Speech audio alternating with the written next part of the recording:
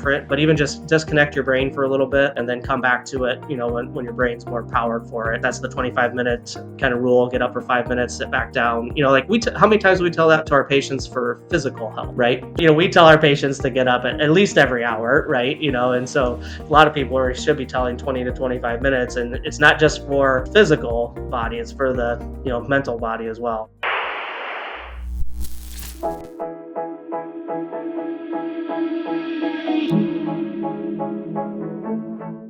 Hi, I'm James Spencer. With me is Matt Haberl. We are on the podcast for the Academy of Orthopedic Physical Therapy, which we call Ortho Static.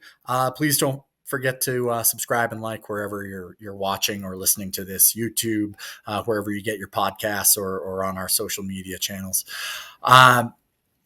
Matt and I have been having a conversation about business ownership. We both own small private practices, and we've just been talking about our experiences. This is likely our last episode in this chain of episodes, and I'm going to start it for Matt with one simple question.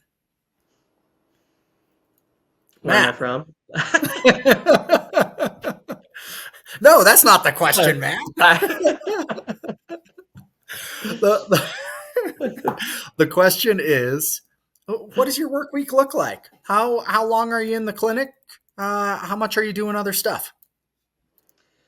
So yeah, I'd say currently I've put up nice, I would say, barriers to when I have patients. When I first started, it was kind of whenever I was available, I would see patients, and sometimes it was at 7 a.m. until 7 p.m, and then with some open gaps in the middle of the day where I was like, I'll just fill that in with, because I always have work to do. Well, I would say now what happened with that is I would say never got enough focused work, because that middle of the day got filled with something, still probably beneficial to the business, but in terms of like actual things that need to be checked off my list weren't getting done. So I've really kind of established 2 days of patient care where I do 2 longer days, 2 10-hour days. And then I have 3 other days, like 1 day is set aside for administration, meetings, that sort of stuff.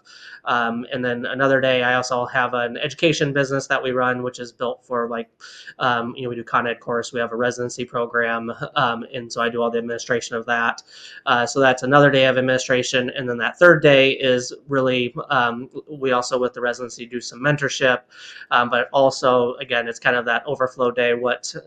Nowadays it seems like I need a day just for email. So that's kind of what that day has also been turning into. If, said being, previously I was I was the president of the residency and fellowship SIG. So that also took, plenty of, a lot of volunteer time with that too. And, so thankfully I've been scaling some of those things back as the family life has grown more busy, but that's my week now. I've tried to put, like I said, a little bit more guardrails on my time so that I can have time set aside for work and be a little bit more focused worked, but always a challenge, always still working on it. So how about you, James? What's your week look like? I don't know. yours sounds very structured compared to mine. It reminds me of something a friend said to me once. He had a PT practice and he was trying to sell it, and people were interviewing him to try to purchase his practice, and they asked him, how many hours a week do you work? And he said, all of them. And as I hear you talk about what you do, like that's a lot of stuff on your plate. One of the big reasons I went into private practice was for the flexibility.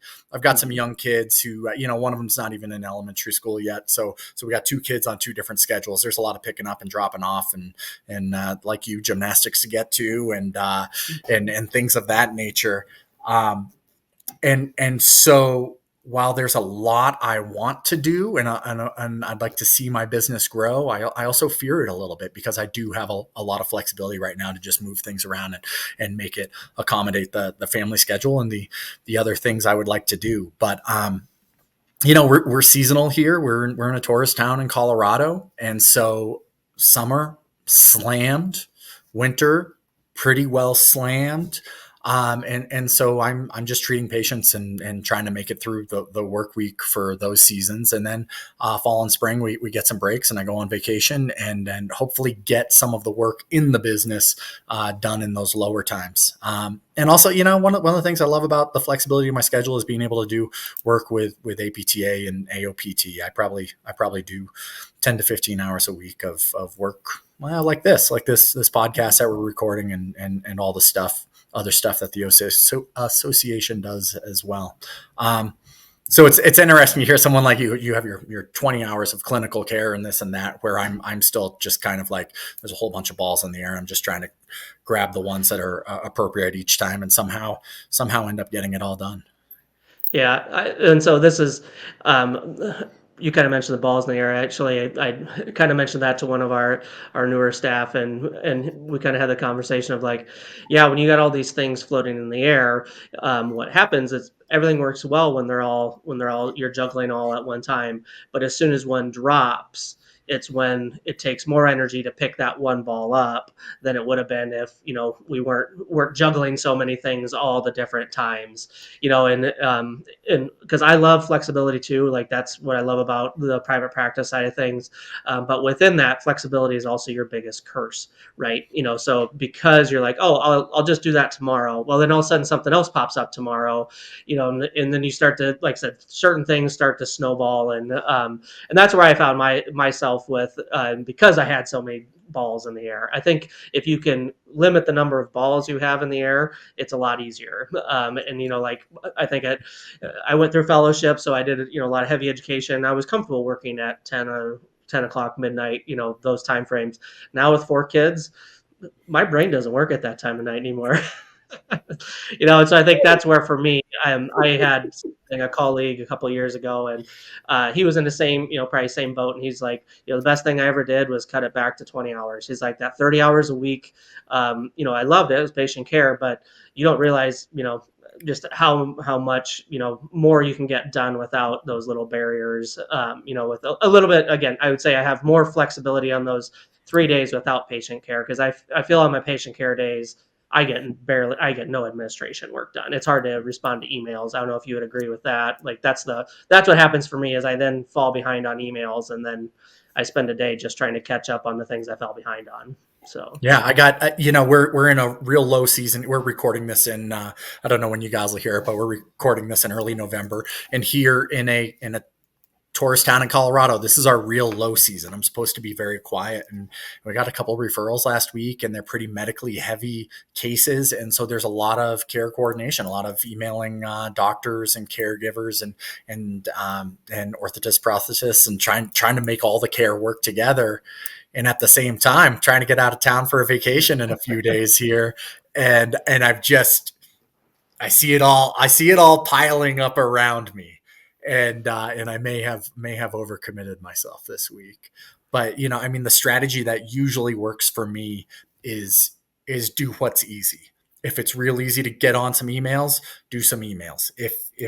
Um, if I want to do some advertising or something with the company and do something a little more creative, and that seems easy to me, I'll go and do that. If I just need to get out for a run or a swim, I'll go do that, and it usually all works out fine. This week I'm feeling a little bit more of a crunch. Do you have a strategy for dealing with all the balls in the air and all the things that you have to get done?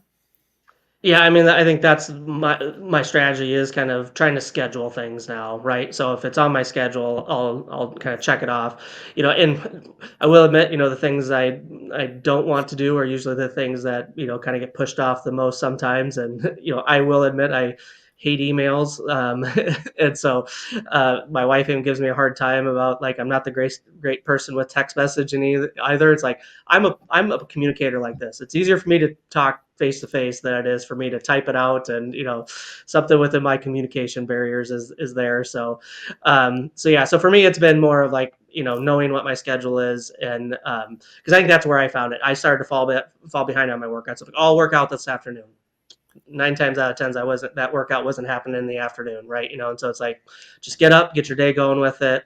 start the day, get on the right process, and you know, listen to different things like the 12-week year, you know, the Pomodoro effect, like things like those, like little things that you can do. Set short weekly goals that then build into 12-week goals to then year goals. You know, I think those are kind of the big things that I've, you know, again, when you have a mission, you have a list, you have something you're checking off, you get that accomplishment of checking the thing off, and but also like the anxiety of getting it checked off. So then you do, you know, you kind of have that focused effect. And I would say the biggest thing I've learned is taking the moments to take a break, right? How many times do we sit in front of the computer for 3 hours and then, you know, pushing yourself to get it done? But if I would have just got up, went for a 20-minute run and came back to it, I would have got the same amount of work done. You know, like there's a lot of evidence, you know, for taking short breaks, regenerating your, you know, just your thought process and everything. So sounds like you've kind of done that at least to, you know, to kind of keep you on point. So Yeah, I try, but it really like speaks to me what you say about, you know, sometimes I sit here in this spot you know, and work for hours and seem to get so little done. Um, and reflect back on like what could I have done different that would have gotten more done. And I hear a lot of stuff about little breaks. I heard one thing, you shouldn't work for more than 25 minutes in a row, but I mean that's hardly typing up a PT eval. Like I sometimes feel if I can get into that slipstream, I can just go for a couple hours and get a lot more done. But it sounds like you have some knowledge and you've you know listened to these things and read these things. And what do you say about that? How do you get into that slipstream? How do you get working on stuff? I think that's a problem for me is getting there. yeah, I'm not gonna say I have the answer because I feel like I'm always searching for that, you know, perfect mindset, right? So creating the mindset to make it happen. I think those are, you know, again, kind of like what you mentioned earlier, like what am I in the mood for right now? I think there is an element to that. And so like what mood are you in for? You know, set a time frame for that mood, and then when you start to feel like that start to waver, take a step away, and you know it may still be on the same task or something different, but even just disconnect your brain for a little bit and then come back to it, you know, when your brain's more powered for it. You know, that's kind of what that Pomodoro effect, that's the 25-minute kind of rule. Get up for 5 minutes, sit back down. You know, like how many times do we tell that to our patients for physical health? Right? Don't Right. here we've been sitting here for an hour and a half, like doing these different podcasts, but you know, like you know, we tell our patients to get up at least every hour, right? You know, and so um, we a lot of people are should be telling 20 to 25 minutes, and it's not just for the physical body, it's for the, you know, mental body as well. So I Yeah. think, again, I think habits are hard to change, hard to break, you know, especially when we think we just got to put our nose down. And I think everybody's different too, so don't get me wrong, like I don't think everybody is that way. So Yeah. I'll tell you, this is a little outlandish, and then hopefully I can remember where we were in this conversation, and I'll bring it back to where we were at. But one thing that I've kind of found in the last few years, and this happened during COVID, I'd be working at the hospital. You know, I think in a pretty stressful time. My recollection is everybody else was off work, and we were all still showing up to the clinic, and maybe not doing the, you know, I wasn't doing I was in an outpatient satellite clinic, so it's not most of the time I wasn't in the hospital in precaution rooms dealing directly with COVID patients, but it was a scary time when we didn't really know what this disease was doing, and you were working face to face with people, and they needed to be seen for their healthcare needs, and you know, when you're out there in the world, I remember I would come home, take my shoes off, drop everything at the door, I would go into the shower, two or three just really heavy rock songs, and then I could almost like wash it off, face my family, and be the person I needed to be for my family.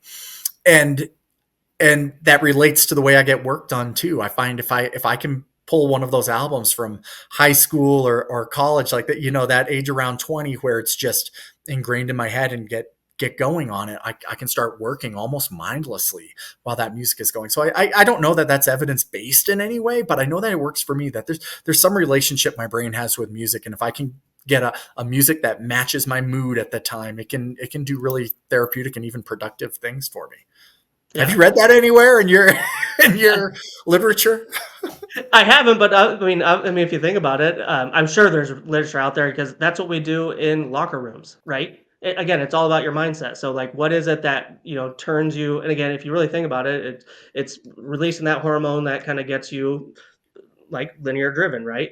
Versus like if we're, the same idea of colors, right? That's why the Iowa Hawkeyes locker room is pink, because it's a settling color, so like you put yourself in environments, the whole cold shower, discussion about how it can also increase alertness and things along those lines because it releases different hormones to kind of get you more awake, right? So I think whatever there is, caffeine, that's another example, right? To it, yeah. And so Cheers. like all of those play into effect, and I think timing of day all plays into that. I mean, I think there's so many things.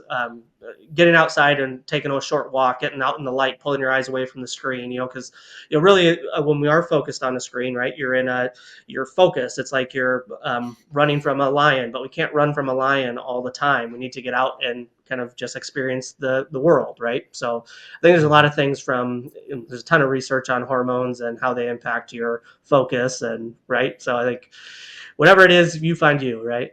Yeah, yeah. I mean, like as you mentioned a few minutes ago, we over the last hour and a half here, hour and a half plus now, we've been recording these few episodes, just the two of us talking about business. I hope if you haven't heard the other episodes, you'll go back and listen to them as well. And I hope we're providing something useful to people and kind of people reflecting on going, oh, that's a thought I've had too. It's good to hear other people saying these same things that I've been thinking.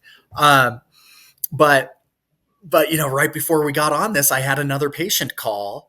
And again, this is supposed to be my low season. I'm not supposed to have patients now. I'm supposed to be getting all the other stuff done. And I've got my vacation planned. I'm trying to get out of here. My wife's the only other PT in my practice. We're both going on vacation. I've got to get these people covered. And what comes to mind for me is the power of no. Sometimes we've just got to know and to say no. And I'm thinking of this ankle patient who just texted me back while we've been doing this, and I have to reply to him, and it might be, I know another really good physical therapist for you who I think you should call. And so I think it's just important to say no sometimes too. Yeah, knowing your guardrails or knowing your barriers, right? So whereas what's my limit of limitation, right? So Yeah. Yeah. I think we've had some really nice discussions. I have learned that Matt Haberl is a jack of all trades. He knows quite a bit about focusing in on work and getting tasks done. And I feel like there's a whole nother episode there. Maybe we can find somebody who's a real expert on that. Not to say you're not, Matt. And I'm talk sure about there's that. somebody out there. So He dabbles in Occ Health. He works as a center point between healthcare and wellness. Gosh, man, you know a lot. You know a lot about a lot of different stuff, and it's been fun having these conversations. yeah, thanks for having me on. It's been great to talk, and I'd say I know a little about a lot. How's that sound? A little about, yeah, a moderate amount about a lot. Yeah, It's more than a little, but we'll yeah. take it. I really appreciate you talking with me, and I've had fun doing it, and I hope people have fun listening to it. Um, so with that, thank you. This has been Ortho Static, the podcast, and whatever we call this on YouTube, the video cast of the Academy of Orthopedic Physical Therapy. And I hope you've enjoyed our talks here. Thanks again, Matt. Really appreciate it. Yep, and thanks to you, and thanks for all those listening. So appreciate it.